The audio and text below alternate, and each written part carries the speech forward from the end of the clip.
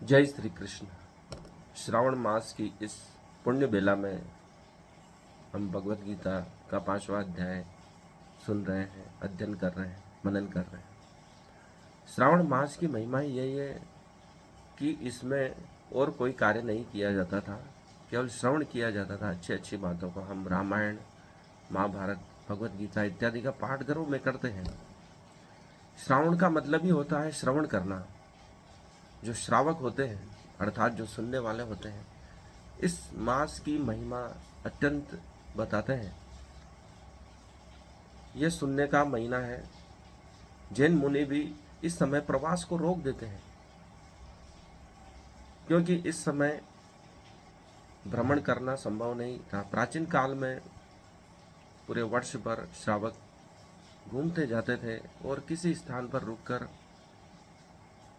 अच्छी बातों की चर्चा करते थे, धर्मशास्त्रों की चर्चा करते थे, नैतिक नियमों की चर्चा करते थे, जीवन के सूत्रों की चर्चा करते थे। लेकिन श्रावण के ये 4 महीने बहुत ही दिव्य हैं।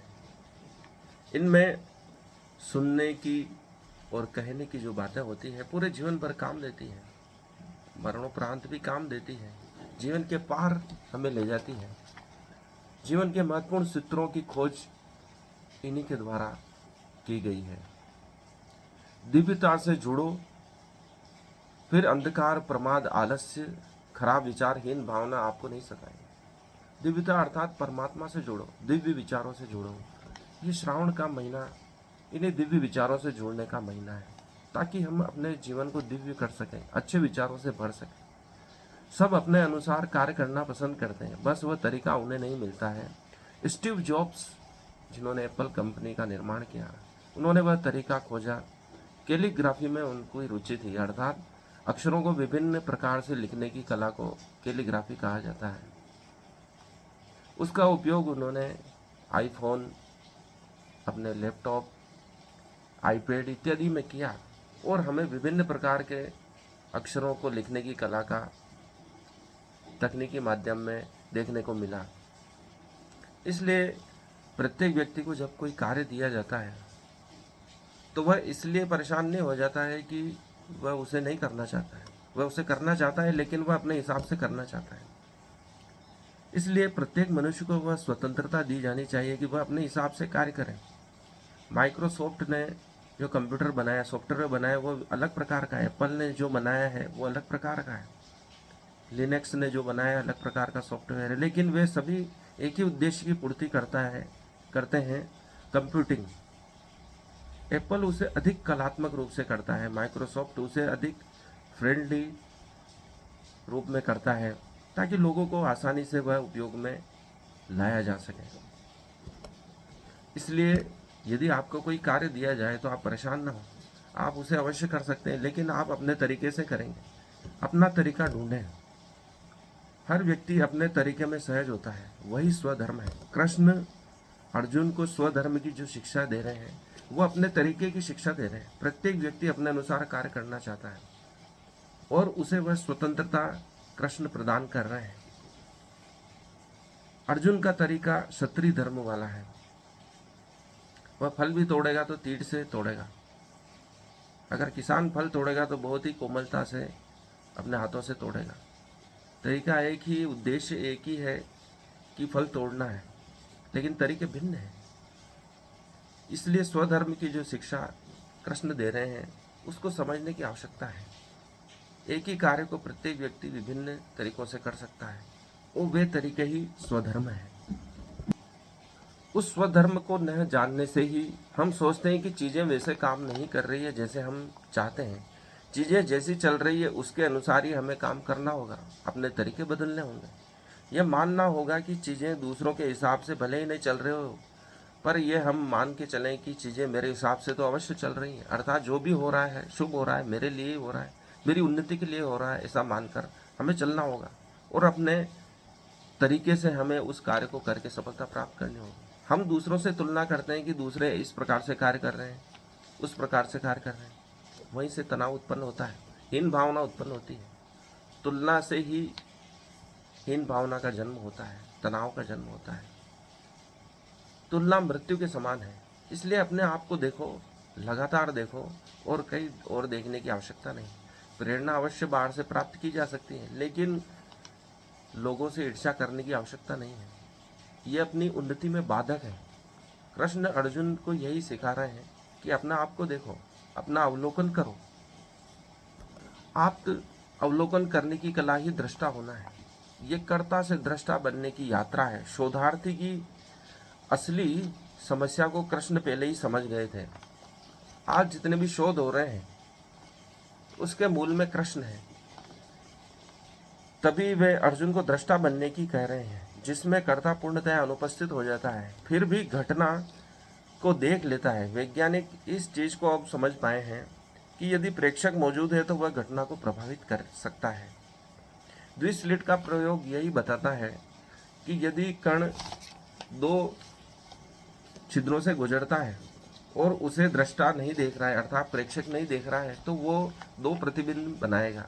लेकिन जैसे ही प्रेक्षक उसे देखता है, कर्ता उसे देखता है, ऑब्जर्वर उसे देखता है, तो उसका एक ही प्रिंट बनेगा, अर्थात प्रेक्षक की उपस्थिति से घटना प्रभावित हो रही है। जब कण द्विस्लिट से गुजरता है तो वह अपनी छाप दोनों एक साथ पर्दे पर छोड़ता है, जैसे वह दोनों छिद्रों से एक साथ गुजरा हो। लेकिन जैसे ही प्रेक्षक उस घटना को देखना प्रारंभ करता है, उस कण का एक ही प्रिंट बनता है पर्दे पर। यह कैसे हुआ? कृष्ण ये जानते थे। जब तक दृष्टा मौजूद नहीं है, हम सभी संभव हल नहीं ढूंढ सकते। जब तक दृष्टा बनना कला हम नहीं जान पाएंगे, हम नहीं जान पाएंगे कि वास्तविक सत्य क्या है। मन एक ही दिशा में मोहित होकर भटकता रहता है, लेकिन जैसे ही दृष्टा बनते हैं उसे सभी संभव समस्या के हल दिखाई देने लगते हैं। फिर दृष्टा उनमें से सर्वश्रेष्ठ सरल स्वधर्म अनुसार हल का चयन कर निरपेक्ष भाव से उस हल को ढूंढ पाता है कि क्या सबसे सरल है और क्या मेरे लिए उपयोगी है, समाज के लिए उपयोगी। जिस समस्या से वैज्ञानिक जूझ रहे हैं उसे कृष्ण ने 5000 साल पहले ही समझ लिया था और हल गीता के रूप में, दृष्टा बनने की कला के रूप में हमारे सामने उपस्थित किया, जिसे कर्ता अनुपस्थित हो जाता है, हर घटना का साक्षी हो जाता है। दृष्टा बनने की कला यही है कि हम हर घटना के साक्षी बने, इसलिए वह पाप पुण्य से भी मुक्त हो जाता है। वह घटना को प्रभावित नहीं करता है और न ही स्वयं घटना से प्रभावित होता है। ऐसा व्यक्ति ही मोक्ष को प्राप्त करता है। इन विचारों का हम क्या करें? इन विचारों को हमें सिर्फ देखना है, कृष्ण यह कहते हैं। और दृष्टा बनने की कला यही है कि हम सामने वाले की बात को उद्विग्नता से न सुने, बीच में ही न बोल पड़े, उसको पूरी तरह अच्छी तरह समझें, मन में नोट करते जाएं, डायरी पेन में नोट करते जाएं। कृष्ण यही कर रहे हैं। वह शुद्ध दृष्टा है, इसलिए वह परमात्मा है। दृष्टा होना ही परमात्मा है। वह अर्जुन की पूरी बातें सुनते हैं। इस घोर भीषण युद्ध के अवसर पे भी वह अर्जुन की बात सुनते हुए उद्विग्न नहीं हो रहे, उसकी बातें बीच में नहीं काट रहे। इसलिए अर्जुन बोलता जाता है और जब उसकी पूरी बात खत्म नहीं हो जाती है तब तक कृष्ण जवाब नहीं देते हैं। बड़ी शांति से पूरी बात सुनते हैं, थोड़ी देर इंतजार करते हैं कि उसे कुछ बोलना तो बाकी नहीं रहेगा। इसलिए कृष्ण अर्जुन से कहते भी हैं, जब अर्जुन पूछता है कि आप कुछ कहते नहीं हैं, मेरे प्रश्नों का जवाब देते नहीं हैं, तो कृष्ण कहते हैं अभी तो मैं सुन रहा हूँ, जितना बोलना है बोल रहे, उसके बाद मैं उत्तर दूंगा। और जब कृष्ण जवाब देते हैं तो वह कोई भी निगेटिव उत्तर नहीं देते हैं, कोई भी नकारात्मक उत्तर नहीं देते हैं। हर प्रश्न का वे सकारात्मक उत्तर देते हैं जो उसकी दिशा को बदल सकता है। अगर वो नकारात्मक भाव प्रकट कर रहा है फिर भी कृष्ण उसके साथ बह नहीं रहे कि हाँ तू सही कह रहा है, कि इससे भी ज़्यादा नकारात्मक उत्तर वे दे सकते थे कि हाँ कि तू जो कह रहा सही है, ये घोर पाप कर्म है, ऐसा वैसा है। लेकिन वे उसको सकारात्मक दिशा में मोड़ना चाहते हैं। यही कृष्ण का प्रभाव है, कृष्ण की ऊर्जा है। वह अपनी अतिरिक्त ऊर्जा का उपयोग कर अर्जुन को सत्य का दर्शन कराते हैं, चिंतन करते हैं, मनन करते हैं और उसे भी सोचने के लिए मजबूर करते हैं कि क्या सही है और क्या गलत है। और अर्जुन भी उसी विनम्र भाव से जो उसे बचपन में मिला था प्रभु के सामने जिज्ञासा प्रकट करता है, और कृष्ण भी उसे बालक समझकर समस्त जिज्ञासाओं का समाधान करते हैं, जो गीता के सामने, गीता के रूप में हमारे सामने प्रकट हुआ है। अर्थात संपूर्ण भागवत गीता का सार यही है कि हम दृष्टा कैसे बने। जो वैज्ञानिक आज समस्या से जूझ रहे हैं, सदियों पहले भी ये समस्या मौजूद थी, क्योंकि हम देखते हैं कि कोई भी मेहमान आते हैं और हमारा स्वभाव बदल जाता है, परिवार के लोगों का स्वभाव बदल जाता है। जो लड़ते झगड़ते थे वह बहुत ही आदर्श रूप में मेहमानों के सामने अपना व्यवहार प्रकट करते हैं। वही समस्या जो भौतिक वस्तुएं हैं, निर्जीव वस्तुएं हैं, निर्जीव कण हैं, उनके सामने भी होती है। यदि उन्हें कोई देखता है तो वे अपना स्वभाव बदल लेते हैं। ये एक बहुत बड़ा रहस्य है जिसे कृष्ण जानते थे। जब तक कर्ता मौजूद है सभी को प्रभावित करेगा और स्वयं भी प्रभावित होगा, यह कृष्ण जानते थे। इसलिए शुद्ध दृष्टा बनने के लिए कृष्ण कह रहे हैं, यदि हम दृष्टा बन जाते हैं तो उनकी आध्यात्मिक समस्या को कृष्ण अर्जुन की हल करते हैं कि तू पाप पुण्य से तभी मुक्त हो पाएगा जब दृष्टा बनेगा, क्योंकि न तो तू घटना से प्रभावित होगा न घटना को प्रभावित करेगा। जो जैसी हो रही है उसको घटने देगा। सुख दुख समय कृत्वा, ये भी दृष्टा होने का ही भाव है। सुख दुख में सब वही रह सकता है जो घटना से प्रभावित न हो और न स्वयं घटना को प्रभावित करे। यही द्विस्लेट का प्रयोग है। जब प्रेक्षक मौजूद ही नहीं है, वह मौजूद होकर भी मौजूद नहीं है। इसलिए अद्वैत का सिद्धांत शंकराचार्य ने दिया कि वो दो नहीं एक है। दो होते हुए भी एक है तो दो लेकिन एक है, मतलब वो शुद्ध दृष्टा हो गया है। उसकी उपस्थिति ही अनुपस्थिति हो गई है। ये बहुत ही रहस्यमय सांख्य योग है, परंतु ये संभव है जब हम इसका अभ्यास करें। 5वें अध्याय का जो 17वां श्लोक है, तदस बुद्धस्त्यात्मात्म विश्वावसुर नारायण गजच्छत पुनरावृत्तिम ज्ञान वृत्ति कल्मषा। भगवान इसमें कहते हैं, जब मनुष्य की बुद्धि, मन, श्रद्धा तथा शरण सब कुछ भगवान में स्थिर हो जाते हैं, तभी वे पूर्णतया पूर्ण ज्ञान द्वारा समस्त कल्मश से शुद्ध होता है और मुक्ति के पथ पर अग्रसर होता है। जब मनुष्य की बुद्धि, मन, श्रद्धा तथा शरण सब कुछ भगवान में स्थिर हो जाते हैं। ये बहुत ही महत्वपूर्ण सूत्र है जो 17वां श्लोक के रूप में हमें दिया गया है। मनुष्य की जब बुद्धि और मन, श्रद्धा तथा शरण सब कुछ भगवान में स्थिर हो जाता है, अर्थात सब कुछ हमें परमात्मा को सौंप देना चाहिए, कुछ भी अपने पास बाकी नहीं रखना चाहिए। यह शुद्ध दृष्टा होने का भाव है। तभी वह पूर्ण ज्ञान द्वारा समस्त कल्मश से शुद्ध होता है और मुक्ति के पथ पर अग्रसर होता है। जब हम सभी कुछ परमात्मा को सौंप देते हैं तभी वह पूर्ण ज्ञान को प्राप्त कर सकता है। सभी प्रकार के कल्मश अर्थात कलुषित भाव को छोड़कर शुद्ध होता है और मुक्ति के पथ पर अग्रसर होता है। यदि हम सब कुछ परमात्मा को सौंप दें तो हमारे मन पे, बुद्धि पे कोई बोझ नहीं रहेगा, और जब कोई बोझ नहीं रहेगा तभी वह मुक्त हो सकता है, स्वतंत्र हो सकता है। ये सभी चीज़ें हमारे मन मस्तिष्क पर बोझ उत्पन्न कर रही हैं। यदि हम इन सब को सौंप देते हैं तो हम तभी मुक्त हो सकते हैं। बोझ विभिन्न प्रकार के हैं। केवल शरीर पर लादा हुआ बोझ ही बोझ नहीं है, हमारे मन मस्तिष्क पर भी कई प्रकार के विचारों के बोझ हैं, तनाव के बोझ हैं, दूसरों से बदला लेने के भाव के बोझ हैं, ईर्ष्या के बोझ हैं, अहंकार के बोझ हैं। ये भी मुक्ति में बाधा है।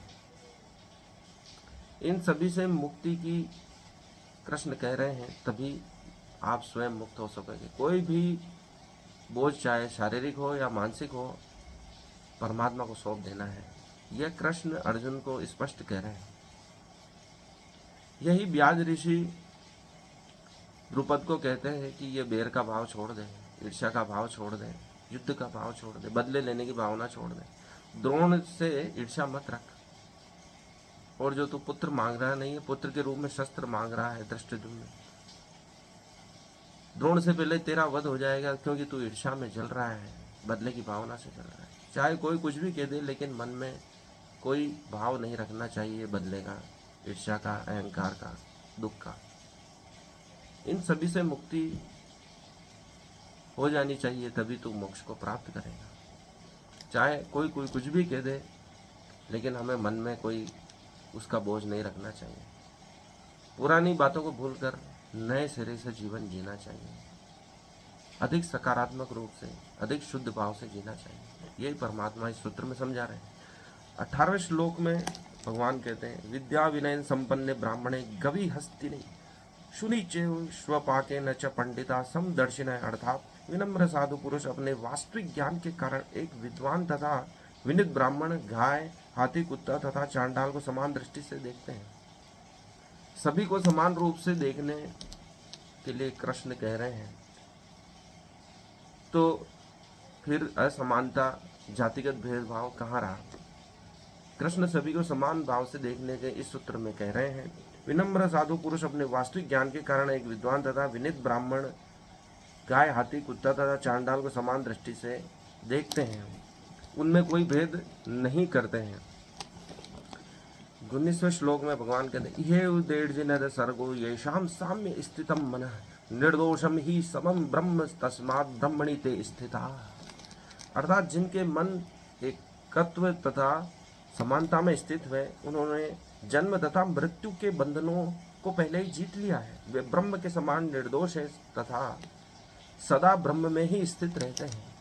भगवान कहते हैं, जिनके मन एकत्व तथा समता में स्थित है, जिनका मन एक सूत्र में बंधा है, वही सूत्र जो कछुए के रूप में हमें बताया गया कि सभी अंगों को समेटकर एक स्थान पर बैठा रहता है कवच में। मन को भटकने वाला नहीं होना चाहिए, वह एक ही स्थान पर हमें बार बार उसे लाने का अभ्यास करना चाहिए, तथा समता में स्थित है, सभी को समान भाव से देखता है। उन्होंने जन्म तथा मृत्यु के बंधनों को पहले ही जीत लिया, फिर उनकी मृत्यु और जन्म नहीं होते हैं। इसलिए हम कहते हैं परमात्मा अवतार लेते हैं, क्योंकि वह जन्म और मृत्यु से परे है। वह दृष्टा भाव से ही उत्पन्न होगा, मन को एकत्व रखने से होगा, सभी को समान देखने से होगा। वे ब्रह्म के समान निर्दोष हैं और सदा ब्रह्म में ही स्थित रहते हैं। वे ब्रह्म अर्थात परमात्मा के समान निर्दोष हो जाते हैं, उनमें कोई दोष नहीं रहता है और सदा ब्रह्म में ही स्थित रहते हैं। अर्थात वे कोई भी कर्म भी कर रहे हैं तो भी ब्रह्मानंद में वे लीन रहते हैं, आनंद में लीन रहते हैं, ध्यान में लीन रहते हैं, हर क्षण समाधि में रहते हैं। उनको कोई दुखी नहीं कर सकता है और न ही सुखी कर सकता है। समता का भाव उनमें आ जाता है, मन की एकता का भाव उनमें आ जाता है। 20वां श्लोक कहता है, न वर्जन्वित प्रियम प्राप्य नोर्जित प्राप्य चा प्रियम स्थिर बुद्धिरम संबूढ़ो ब्रह्मविद ब्रह्मणि स्थितः। जो न तो प्रिय वस्तु को पाकर हर्षित होता है और न अप्रिय को पाकर विचलित होता है, जो स्थिर बुद्धि है, जो मोह रहित है, जो भगवत विद्या को जानने वाला है, वह पहले से ही ब्रह्म में स्थित रहता है। अर्थात जो किसी भी स्थिति में अपने समभाव को नहीं छोड़ता है, चाहे उसे कितनी प्रिय वस्तु मिल जाए और अप्रिय वस्तु भी मिल जाए, तो भी वह अपनी स्थिर बुद्धि को नहीं छोड़ता है और मोहित नहीं होता है। वह भगवत विद्या को जानने वाला होता है और ब्रह्म में ही स्थित रहता है हमेशा। 21वां श्लोक कहता है, बाह्य स्पर्श सत्वाद मना विद्यामानी यत् सुखम स ब्रह्म योग सुख क्षय। 21वां श्लोक का जो अर्थ है, ऐसा ही मुक्त पुरुष भौतिक इंद्रिय सुख की ओर आकृष्ट नहीं होता, अपितु सदैव समाधि में रहकर अपने अंतर में आनंद का अनुभव करता है। इस प्रकार स्वरूप सिद्ध व्यक्ति पर ब्रह्म में एकाग्र चित्र होने के कारण असीम सुख को भोगता है। यहाँ पर भगवान कहते हैं, ऐसा मुक्त पुरुष भौतिक इंद्रिय सुख की ओर आकृष्ट नहीं होता है। जब उसे सुख दुख समान लगने लगते हैं तो वह इंद्रियां उसे किसी और सुख में भटकाती नहीं है, क्योंकि वह सभी का परिणाम जानने वाला हो जाता है। अपितु सदैव समाधि में रहकर अपने अंतर में ही आनंद का अनुभव करता है। जो समाधि में रहता है लगातार और अपने भीतर से आनंद को प्राप्त करता है। ऐसा कहते हैं कि सुषुम्ना नाड़ी जो यहाँ है, वहाँ से अमृत की वर्षा होती है, उसी का स्वाद समाधि में मनुष्य लेता रहता है, योगी लेता रहता है। बहुत सी बार हमें कुछ नहीं खाते हैं तो भी एक अचानक स्वाद आ जाता है, और वह स्वाद ऐसा होता है जो किसी पदार्थ को खाने से नहीं आता है। वही स्वाद समाधिस्थ पुरुष लगातार लेता रहता है, इसलिए उसे न तो बाह्य सुख और दुख प्रभावित करते हैं, सिर्फ वह आंतरिक सुख की ओर बढ़ता है, स्वयं में ही स्वयं का आनंद लेता है।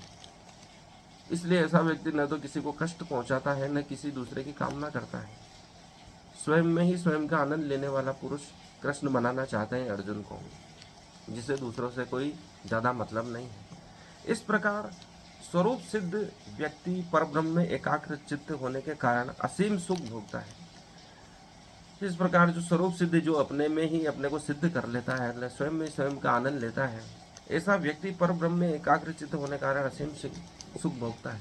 जो बाहर नहीं देखता है, स्वयं के भीतर ही देखता है, स्वयं में ही स्वयं का आनंद लेता है, वह परब्रह्म को प्राप्त कर लेता है। 22वां श्लोक कहता है, ये स्पर्शा भोगा दुख यो नया एवते आंध्यवत्तर कौनते न तेषु रमते बुधा। बुद्धिमान मनुष्य दुख के कारणों में भाग नहीं लेता, जो कि भौतिक इंद्रियों के संसर्ग से उत्पन्न होते हैं। कुंती पुत्र, ऐसे भोगों का आदि तथा अंत होता है, तथा चतुर व्यक्ति उसमें आनंद नहीं लेता है। सुख दुख को समान मानकर वह उसी भाव से उन्हें देखता है, उनमें भाग नहीं लेता है। वही जो द्विसलिट का प्रयोग है, दृष्टा बनने की कला है, जो घटना को प्रभावित नहीं करता है, न स्वयं घटना से प्रभावित होता है। वही बात कृष्ण अर्जुन से कह रहे हैं। बुद्धिमान मनुष्य दुख के कारणों में भाग नहीं लेता, वह अर्थात दुख से प्रभावित नहीं होता है, जो कि भौतिक इंद्रियों के संसर्ग से उत्पन्न होती है, अर्थात अपनी इंद्रियों को उसमें संलग्न नहीं करता है, वह जुड़ता नहीं है। ठीक वैसे ही जैसे आग में हम अपने हाथ को नहीं डालते हैं तो हम उससे प्रभावित नहीं होते हैं। हे कुंती पुत्र, ऐसे भोगों का आदि तथा अंत होता है, अतः चतुर व्यक्ति उसमें आनंद नहीं लेता। हम जो भी भोग भोगते हैं वह प्रारंभ होते हैं और उनका अंत भी होता है, और जब वह खत्म हो जाते हैं भोग तो वापस उसकी कामना करते हैं। इसी कारण बुद्धिमान व्यक्ति ऐसे भोगों में नहीं पड़ता है। कृष्ण ये बात अच्छी तरह जानते हैं। ये शुद्ध दृष्टा होने की कला सिखा रहे हैं, जो अच्छे शोधार्थी के लक्षण है। वर्तमान में शोध करने के लिए इन सूत्रों का उपयोग किया जा सकता है, क्योंकि पूरी तरह से वस्तुनिष्ठ होने की कला भगवत गीता में सिखाई गई है। शुद्ध दृष्टा भाव उत्पन्न करने की जो कला है, कृष्ण ही सिखा सकते हैं अर्जुन को और पूरी मानव जाति को, क्योंकि शोधार्थी को बहुत सी बार सहभागी अवलोकन करना होता है, अर्थात वह समाज से जुड़कर उनके बीच रहकर उनका अध्ययन करता है। यदि उसमें दृष्टा भाव आ जाए तो वह समाज में होकर भी समाज का नहीं रहेगा, सिर्फ शोधार्थी रहेगा, दृष्टा रहेगा, उसका कर्ता भाव समाप्त हो जाएगा, तभी वह शुद्ध शोध कर पाएगा। कृष्ण उसका उपाय बता रहे हैं, ताकि आपके शोध में आपकी स्वयं की अभिवृत्ति न जुड़े, जो वस्तुनिष्ठ अध्ययन होना चाहिए वह कर पाए। वह तभी होगा जब वह सुख दुख से मुक्त हो जाएगा, इंद्रियों को संलग्न नहीं करेगा उस समाज में, उन घटनाओं में। जिसे हम आग में हाथ को नहीं डालते हैं, वैसे ही हम अपनी इंद्रियों को समाज में नहीं डालेंगे। शुद्ध भाव से वस्तुनिष्ठ होकर अध्ययन कर पाएंगे, उससे मुक्त होकर अध्ययन कर पाएंगे, तभी शुद्ध शोध हो पाएगा। कृष्ण अर्जुन को शुद्ध शोधार्थी बनाना चाहते हैं, ताकि वह सुख दुख से मुक्त होकर कर्म कर सकें। 23वें श्लोक में भगवान कहते हैं, शक्तोदि है वन सौड़म प्रत्यय विवोक्षत नाथ काम क्रोध भयम वेगम स युक्त स सुखी नरः। यदि इस शरीर को त्यागने के पूर्व कोई मनुष्य इंद्रियों के वेगों को सहन करने तथा इच्छा एवं क्रोध के वेग को रोकने में समर्थ हो जाता है, तो वह इस संसार में ही सुखी रह सकता है। कृष्ण कहते हैं, इस संसार में सुखी रहने का उपाय क्या है?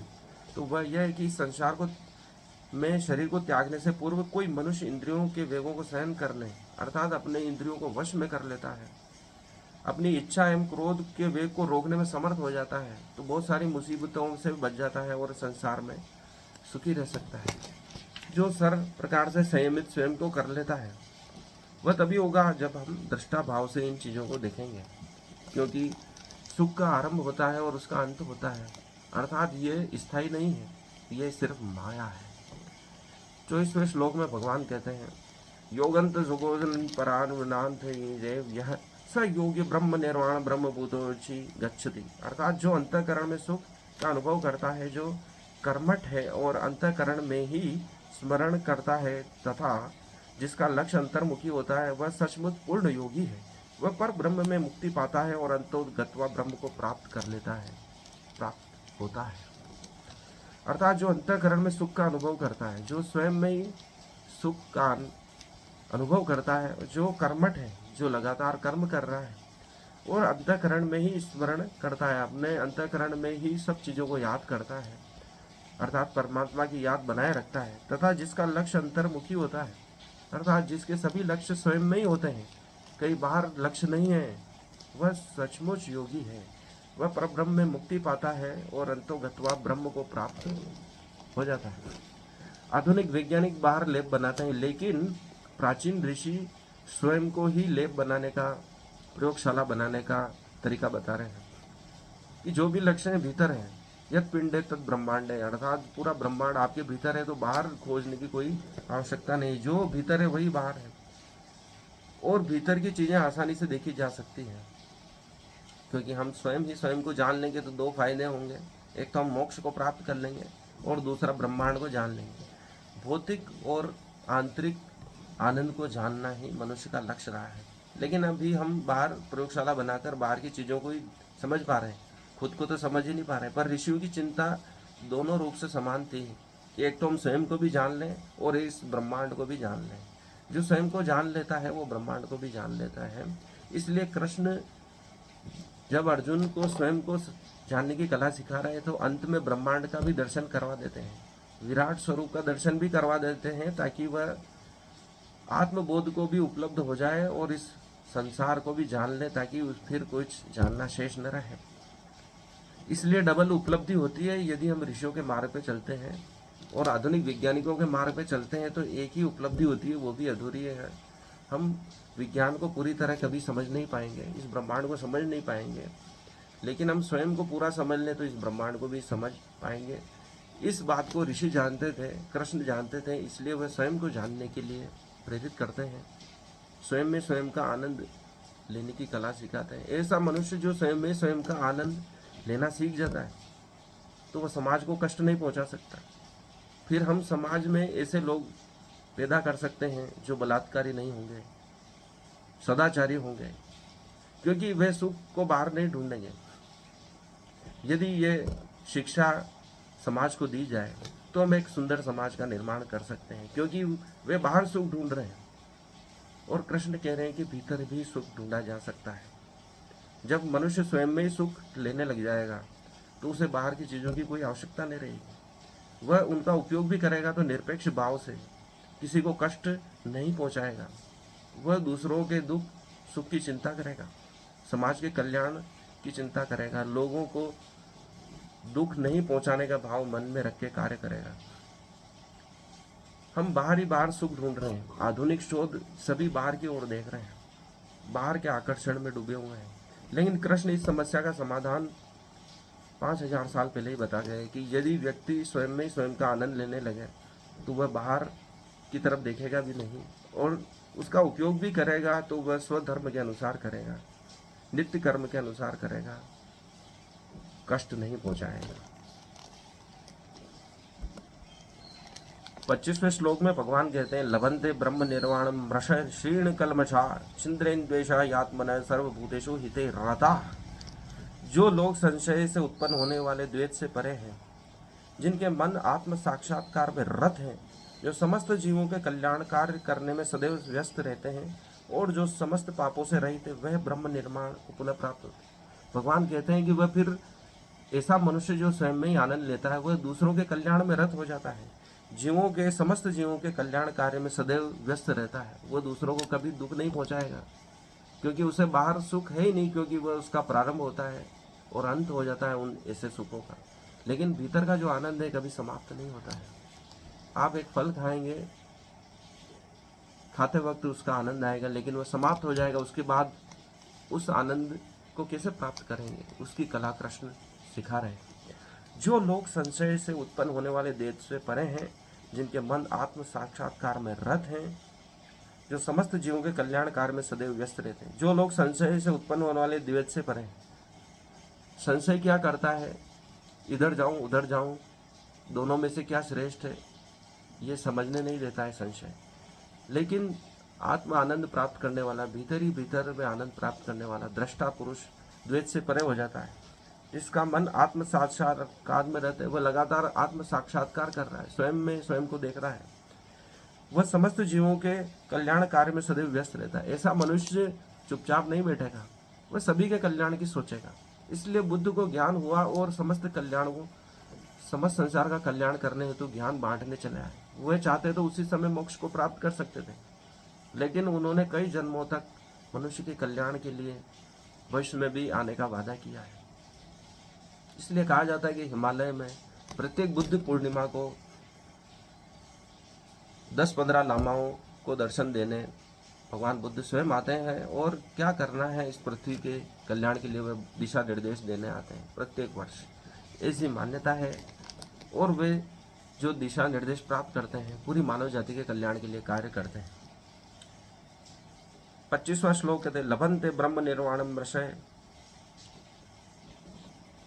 अर्थात वह सभी के कल्याण का भाव उन महापुरुषों में आ जाता है और जो समस्त पापों से रहित हो जाते हैं और ब्रह्म निर्वाण को प्राप्त करते हैं, फिर वे कोई पाप नहीं करते हैं। ये सबसे अच्छी बात कृष्ण ने कही है कि जो स्वयं को जान लेता है उसके द्वारा फिर कोई पाप नहीं करता। वह जो भी करता है पुण्य ही होता है, लेकिन वह उससे लिप्त नहीं होता है। सबसे अच्छी बात यह है, लेकिन गलत काम कभी नहीं उसके द्वारा हो सकता है। 26वें श्लोक में भगवान कहते हैं, काम क्रोधो विमुक्ता नाम यदिनाम यद चेतसाम अभिदो ब्रह्म निर्वाण वर्तते विदिताम नात्मनाम। 26वें श्लोक का अर्थ है, जो क्रोध तथा समस्त भौतिक इच्छाओं से रहित है, जो स्वरूप सिद्ध आत्म संयमी और सत्सिद्धि के लिए निरंतर प्रयास करते हैं, उनकी मुक्ति निकट भविष्य में सुनिश्चित है।